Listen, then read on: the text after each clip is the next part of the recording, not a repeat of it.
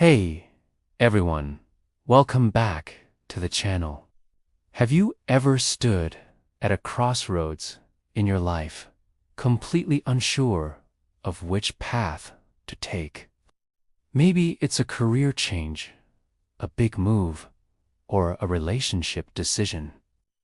You weigh the pros and cons, you make lists, you ask friends for advice, but that deep sense of uncertainty just won't go away. It feels like you're navigating a dense fog with only a tiny flashlight, right? You're trying so hard to figure it all out on your own.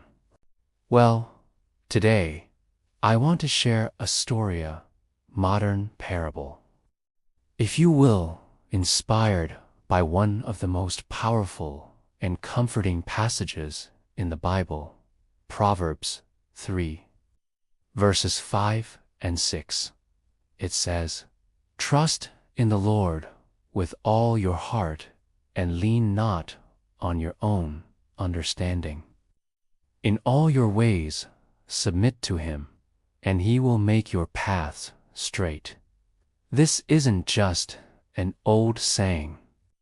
It's a practical guide to our lives.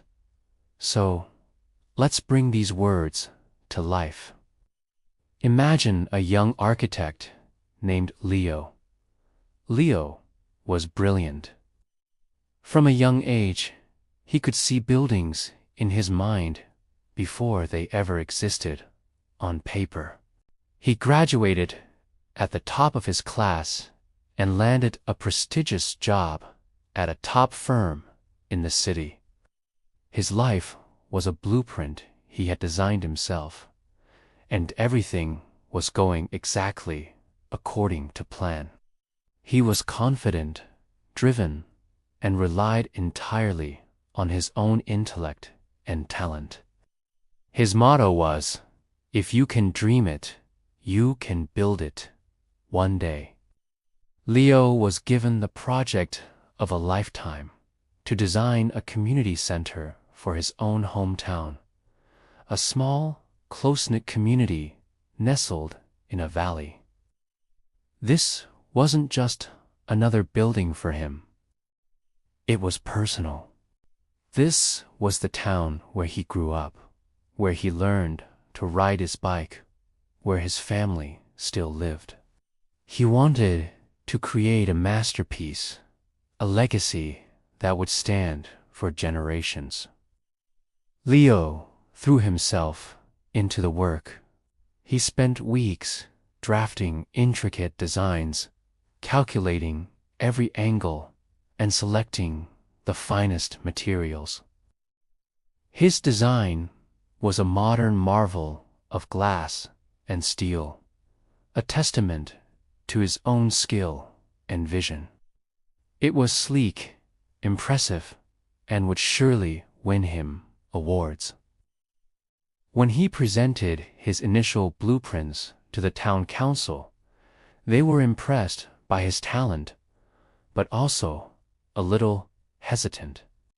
An older council member, a kind woman named Mrs. Gable, gently asked, "Leo, it's a beautiful design, truly. But have you walked the land? Have you spoken to the people who will use the center every day?" Leo, a bit defensively, replied, "Mrs. Gable, with all due respect, I've analyzed the topographical data and studied the demographics.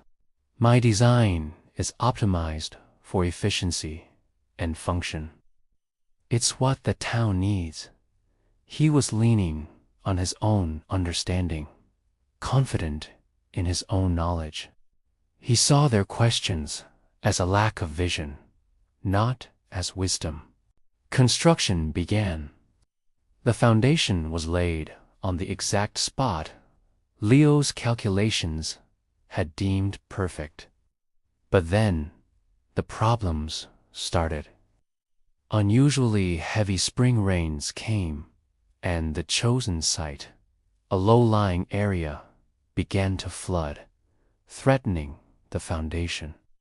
The cost of drainage solutions soared. Then, the community members started to voice their concerns. The elderly found the long, sleek hallways intimidating.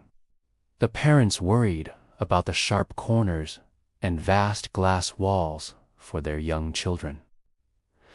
The artists complained there was no natural light in the basement studios Leo had designed. Leo's perfect blueprint was failing in the real world. Delays mounted, costs skyrocketed, and the community's excitement turned into frustration. Leo was stressed, working day and night to fix the cascading problems, but every solution he engineered seemed to create a new issue. His confidence crumbled, replaced by anxiety and doubt. He had relied solely on his own understanding, and his path, which once seemed so clear, was now a chaotic mess of construction, delays, and community complaints. One evening, feeling utterly defeated, Leo walked away from the chaotic construction site and hiked up a hill overlooking the town. He sat on an old stone wall, the same one he and his friends used to sit on as kids. He pulled out his crumpled blueprints, a symbol of his failing ambition. He had trusted in his own heart, in his own talent, and it had led him here to a place of failure. Just then, he heard a gentle voice. "It's a tough spot to build on, isn't it?" It was Mrs. Gable, out for her evening walk. She sat down beside him, not with an "I told so" look, but with one of genuine compassion. She pointed to a different plot of land, a little higher up the hill, nestled among a grove of old oak trees. "You know," she said, "my grandfather used to say, that land right there is the firmest in the whole valley. The sun hits it just right in the morning, and it's protected from the wind." The old-timers always knew it was a special place. Leo looked at the spot. He had dismissed it in his initial analysis because the terrain was slightly uneven, making the foundation more complex to design. It wasn't the perfect spot, according to his textbooks. Mrs. Gable continued, "Sometimes, Leo, the best plans aren't the ones we draw up in our heads. They're the ones we discover when we're willing to listen. To the land, to the people, and to that quiet voice inside that guides us when we're humble enough to hear it." In that moment, something shifted in Leo. He realized he had been trying to force his will onto the world instead of working with it. He had leaned so heavily on his own understanding that he had become deaf to the wisdom around him and blind to the path God was trying to show him. He had tried to be the master architect of his own life, forgetting the true master architect of the universe. Humbled, Leo went back to the town council the next day. He admitted his mistakes. He didn't come with new calculations or technical jargon. He came with a listening ear.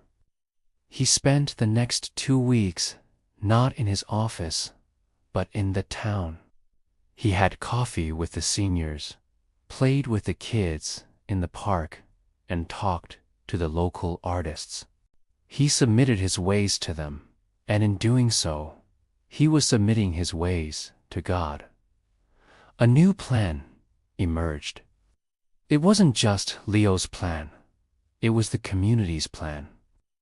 They decided to move the site to the spot Mrs. Gable had pointed out. The new design was different. It was warmer, with wood from the local forest, big windows facing the morning sun, a gentle, circular layout, and a garden where the seniors could plant flowers.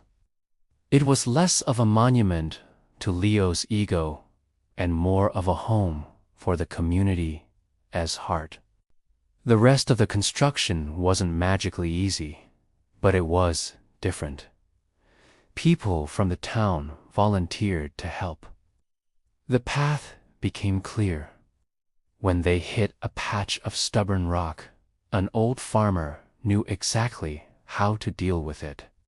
When a specific type of wood was needed, a local carpenter knew where to find it. The project became a joyful, collective effort. When the community center was finally finished, it was beautiful. Not in the cold, award-winning way Leo had first envisioned, but in a way that felt alive and deeply right. It fit into the landscape as if it had always been there. At the opening ceremony, Leo didn't talk about architectural theory. He talked about humility, community, and trust. He looked at Mrs. Gable and the crowd and said, "I started this project thinking my own understanding was enough. I was wrong. The path only became straight when I stopped trying to draw the map myself and started trusting the guide." Leo's story is our story. How often do we forge ahead, so sure of our own plans, our own intellect, our own strength? We think, "I've got this," and maybe we do, for a while. But when the unexpected rains come, when our perfect plans start to crack, we find ourselves lost and overwhelmed. Proverbs 3:5-6 isn't a call to abandon our intellect or to stop planning. It's an invitation to a partnership. It's about acknowledging that our understanding is limited. It's about having the humility to say, "God, I have my ideas and my dreams, but I submit them all to you. You see the whole picture. I only see a small piece. Please, make my path straight." Trusting with all your heart means leaning into faith, even when logic screams otherwise. Submitting in all your ways means inviting God into the big decisions and the small ones, the career choice and the conversation you need to have today. And the promise is one of the most beautiful in all of Scripture. He will make your paths straight. He will clear the obstacles, guide your steps, and lead you on a journey that is far better than the one you could have ever designed for yourself. So today, whatever crossroads you're at, take a moment, take a deep breath, and whisper a prayer. Lord, I trust you. I'm not leaning on my own understanding anymore. Show me the way. You might be surprised at the beautiful, straight path He has waiting for you. Thank you so much for joining me today. If this story resonated with you, please give this video a thumbs up and share it with someone who might need to hear it. And don't forget to subscribe for more content that brings faith into our everyday lives. God bless.